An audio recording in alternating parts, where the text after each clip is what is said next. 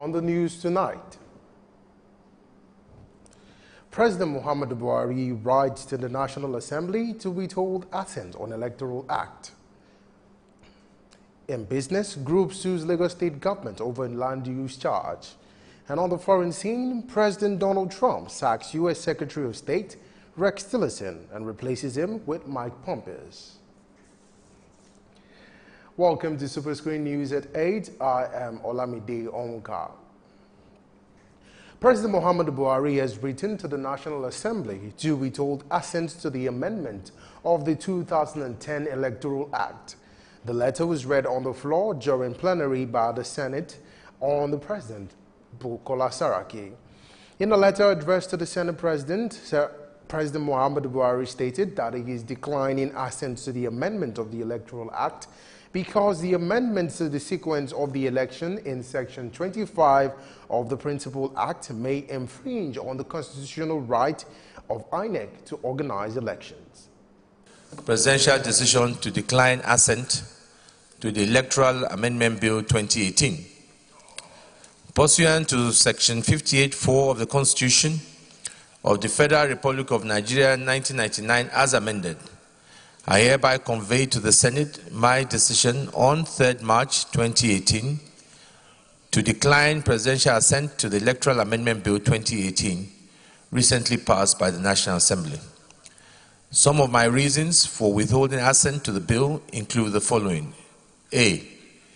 The amendment to the sequence of the elections in Section 25 of the Principal Act may infringe upon the constitutionally guaranteed discretion of the Independent National Electoral Commission to organize, undertake, and supervise all elections provided in Section 15A of the 3rd Schedule to the Constitution.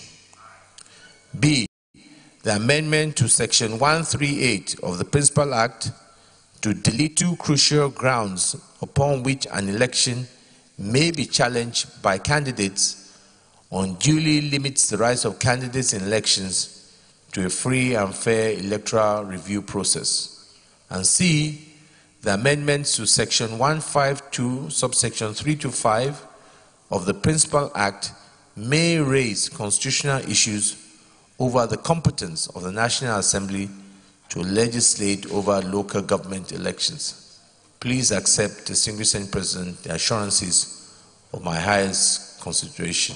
Yours sincerely, Muhammadu Buhari. The Senate has lifted its embargo on confirmation of presidential nomination. This development clears the coast for nominees for the position of Deputy Governor of the Central Bank of Nigeria, the CBN, and members of the Monetary Policy Committee. Chairman of the Senate Committee on Banking, Rafiu Ibrahim, raised the point of order during Tuesday's sitting, urging lawmakers to lift their embargo on confirmation of appointments by President Muhammadu Buhari, which, according to him, is negatively affecting the economy, a view which was unanimously approved by the lawmakers. So I want to appeal to our colleagues. We have three requests regarding Central Bank. The board of the Central Bank, the deputy governors, two deputy governors who are also members of MPC, and MPC members who are majorly in the private sector, in various sectors of the economy that are members. MPC is a creation of the CBN Act, which is autonomous. It's not run by the board of Central Bank, but it's very, very important. Each meeting of every 2 months is important for the economy. As it is today, it's already affecting the foreign direct investment to Nigeria. Some foreign portfolio investment are already leaving, some that are supposed to come are not coming. So we just want to appeal that we take only the aspects that affect the Monetary Policy Committee, which is the independent members and the two deputy governors that are members of MPC, so that the MPC can continue to sit to direct the affair of the financial sector, which is the heart of Nigeria's economy. A wise man is a man who has to change his mind if he has to. So I think it is important that we reconsider our stand in respect of our earlier resolution on confirmation and be able to probably make an exception in respect of the issue of MPC. sometimes a man, first of all, the essence of marriage, or one of the essence of marriage, is to have children. So, and that's why, because of the importance of children in marriage, when a man and his wife is quarreling, they still have children.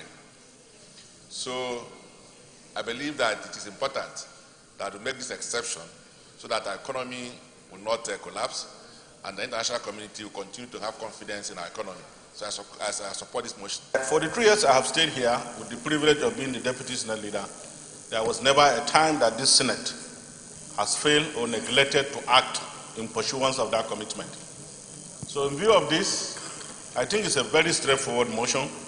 I will only seize this opportunity to thank my distinguished colleagues for giving us that very, very rare cooperation in that line. In his ruling, the Senate President, Bukola Saraki, directed the Senate Committee Chairman on Banking to complete the process of screening and a bid to give the necessary support on the issue. Confirmation process for the 2 deputy governors and the members of the MPC. Those in favor of this prayer say aye. Those against say nay. The ayes have it. Distinguished colleagues, let me thank the Chairman of Banking for bringing that up. Let me also particularly again acknowledge and thank my colleagues for the statesmanship role you continue to play. This has been a chamber that has always been for the issue of the economy, and for us to do all it takes to continue to ensure we see investment, ease of doing business, and give confidence, and that is what we're doing here. In as much as we continue to defend the institutions and the democracy and the constitution that we're all sworn by, it is time that also we look at the priorities and understand what is important. So the Senate Committee Chairman of Banking, please ensure that you complete that process so you can give the necessary support in this issue of MPC and the Deputy Governor so that the Central Bank continue to play its own role in the economy. I thank you. The House of Representatives has recalled its former chairman, Committee on Appropriation, Abdul Mumini Jibrin, from suspension. You will recall that Jibrin was suspended on September 28, 2016 for 180 legislative days. Jibrin drew the ire of his fellow lawmakers when he read a speech during the plenary on July 20, 2016, alleging fraud in the budget, and afterwards revealed some documents to the media which his colleagues considered damaging. At the time of his suspension, and based on a motion recommended by the House Ethics Committee Chairman Nicholas Osai and adopted by the entire lawmakers, Jibrin was also barred from assuming a position of authority in the current National Assembly. Ahead of the 2019 general elections, some indigenes and residents of Abonnema Wharf community in Rivers State have left the All Progressives Congress APC. Their defection was made official at a gathering in Diobu, Port Harcourt, blaming their move to the People's Democratic Party (PDP) on failed leadership by the APC government. Speaking to journalists in Port Harcourt, some leaders of the decamping group outlined reasons for leaving the All Progressives Congress (APC) and pledged to work with the PDP administration to transform the state. Members of Abonnema Wharf, LHE Beach and Diobu in the Port Harcourt local government area accused the APC government of marginalizing them. Today to denounce my membership from All Progressive Congress. I want to tell you people, I am leaving Egypt to the promised land. And I know I am in the promised land today. The Abonnema Wharf community is right here in their numbers defecting. No room for APC in Abonnema Wharf. The end of APC in Rivers State is here today. Because I want to tell Rivers people the reason why we they come APC. PDP no give us 10 kobo. PDP no beg us. Now we come back to our party because we don't check the two. The other one good pass, the other one. APC they sleep, they jump about with propaganda. When we can win us for the first time, now lie. Publicity Secretary of the PDP in the state, Samuel Nwanosike, expressed gratitude to the community for showing interest in the development of the state. For the very first time in the history of politics in Rivers State, have come together to say, Rivers people, we are here, and we are here for the good of Rivers State. We have identified a leader in Ezeboye Sowike. As our body my wolf, nobody will take us for a ride again. Some PDP leaders assured the new members of equal opportunities and representation in the party and charged them to ensure full participation in the ongoing continuous voters registration to vote for candidates of their choice. Also, members of the People's Democratic Party, PDP, in Lagos State have not rested on their oars in calling for the removal of the sitting chairman. The other people members again reiterated their calls at the last senatorial district in the state. The Lagos State People's Democratic Party members aggrieved with the sitting chairman, Honorable Moshood Salvador. They have taken their campaign to the last senatorial district in the state.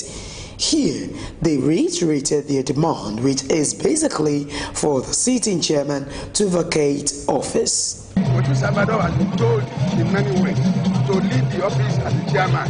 He is no more worthy to be called chairman of PDP in Lagos State. For so many reasons, he should refrain from addressing himself as chairman. We don't want him. Nobody wants him, and he will not be wanted as chairman any longer. Honorable Moshood Salvador is no more our state chairman. The vote of no confidence has passed on him and have been ratified by all the leaders. He started to cause a lot of problems in the party. Number one, how can you inaugurate the executive without reconciliation? We have an agreement with the national that 65% for the ex-staff group, which he was part of it by then. But immediately he derailed, he went to 35%. So that is why when you are in 35, you can never be our chairman again. So the chairman of the party must come from the 65. This group of PDP members also vowed to achieve their agenda as they speak on their next line of action. That is, we are moving to the central senatorial district, and we will now end this race with a mega rally in this state that will showcase PDP, that will showcase the leadership of Lagos as the oracle of PDP in Lagos and the South. You will recall that the chairman has cleared the air, saying they cannot remove him from office. It remains to be seen whether this group of PDP members will achieve their aim. Away from that now, the mass burial of victims killed by suspected Fulani herdsmen in several communities in Basa local government of Plateau State has been disrupted by a fresh attack, which left 25 persons dead. Persons suspected to be Fulani herdsmen were said to have killed 25, including 3 children and 2 women. 11 houses were also razed down in Dundu village of Kwali district in Basa local government area of Plateau State. The spokesperson of Miango Youth Development Association, Lawrence Zongo, confirmed the casualty rate. According to him, the Plateau State Commissioner of Police, Adie Honde, has ordered the Deputy Commissioner of Police Operations, Taiwo Jibieso, to the scene for an on-the-spot assessment. Now coming up tonight on SuperScreen News at 8, the group sues Lagos State government over new land use charge. These and many more stories coming your way after the break. Stay with us. When you wake up in the morning, before you start your day, breakfast time is Kellogg's time.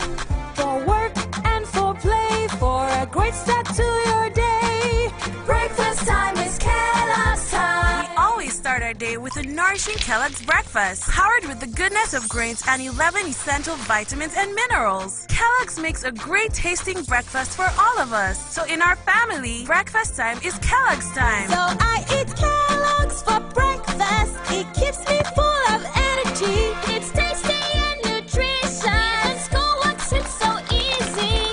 Kellogg's every day. Breakfast time is Kellogg's time. Breakfast is Kellogg's. So give Give your family a tasty, nutritious breakfast of Kellogg's today. Now also available at just 50 Naira. Breakfast time is Kellogg's time.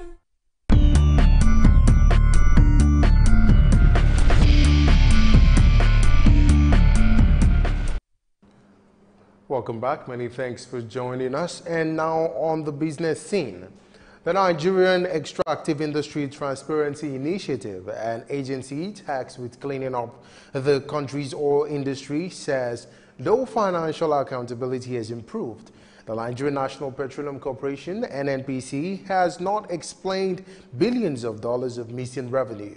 The agency said the state oil company had not explained what it did with at least $22.7 billion earned from the sale of oil licenses and in dividends from its stake in Nigeria LNG Limited over a 15-year period, saying the NNPC could use more transparency in their ranks. The NNPC said in the past that it is authority for every single one of its actions. The Federal Airports Authority of Nigeria, FAN, has commenced a safety review of the Port Harcourt International Airport. The review is being done under the Airport Excellence in Safety Program, an initiative of the Airports Council International. The Managing Director of FAN, Celeste Dunoma, who is also the President of the ACI, says it is a proactive means of mitigating risk and ensuring the overall safety of the passengers. Dunoma disclosed this at a meeting to announce the forthcoming 59th ACI Africa Board and Regional Committee Conference, expected to hold in Lagos from April 14th to April 21. Still talking business, a coalition of citizens under the aegis of the ERE Project Limited and GTE has dragged the Lagos State government to court seeking the reversal of some portions of the state's land use charge 2018. The plaintiff is asking the Lagos State High Court in Igboshire to strike down Section 3, 5, and 6 of the newly passed Land Use Charge 2018 for being inconsistent with the 1999 Constitution. Counsel for the plaintiff, Olumide Babalola, is contending that Section 3, 5, and 6 of the LUC 2018 are in conflict with the provisions of Section 7, Subsection 5, and Item 1, Subsection J of the 4th Schedule to the 1999 Constitution. You're still watching SuperScreen News at 8. We'll take a break now. When we return, we'll take some news from the foreign scene, some sports stories, and some entertainment news. Stay with us. Before they come, they're supposed to, give us some information, notice, at least maybe a week or so. There was nothing like that. Hunger is everywhere in Nigeria. People are dying every day, but Nigeria government are keeping quiet. Housemen are killing people. Why? It's not what we expected because of these old men that are leading us, and you people know, you are aware that these people are not the right people to lead us. These kind of people that are leading us here are people of black mind. They just care about themselves and their family. You are affecting my village. Let me use if I call it useless, I'm not a mistake. The other place where they build a shop, call it plaza. Say each shop got 4 million naira. So I don't have the money, so I have to leave. If you plan to get a tribal mark, it takes a lot of pain, but after some time, you enjoy it. No, we experience hold up now. Mistake. The other place where they build a shop, call it plaza. Say each shop got 4 million naira. So I don't have the money, so I have to leave. If you plan to get a tribal mark, it takes a lot of pain, but after some time, you enjoy it. No, we experience hold up now during the construction time. Then after some time, we start enjoying it. The way they are doing the construction is too slow. It's too slow.